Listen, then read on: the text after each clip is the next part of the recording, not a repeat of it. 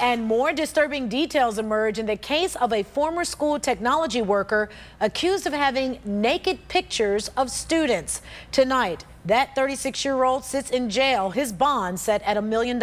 And now we are hearing from the superintendent of the schools where it all went down. 5 on Your Side investigator Scott Knoll is live tonight in Rootstown with what he's uncovered. Scott. Well, this is the layout of the schools here. You've got the high school over this way, the elementary school behind me, and over this way, it's the middle school. Well, tonight, the superintendent says for 6 years, this guy was around students in all 3 buildings. Empty halls, a sure sign of summer at Rootstown High School, but it's a quiet, shattered by news. The district's former technology specialist sits in jail, accused of having naked pictures of students. I feel anytime somebody does something that has been alleged here, absolutely have been violated. Andrew Hawkins is Rootstown's superintendent. For 6 years, he worked closely with Andrew Schonk to upgrade the district's technology until Schonk took another job in 2012.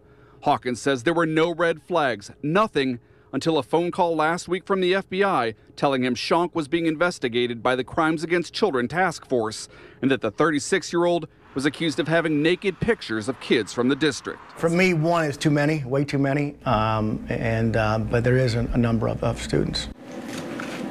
Dozens or? That's a question for the FBI. But it's one the Bureau isn't answering publicly. However, a spokesperson says it's likely Schonk will face additional charges.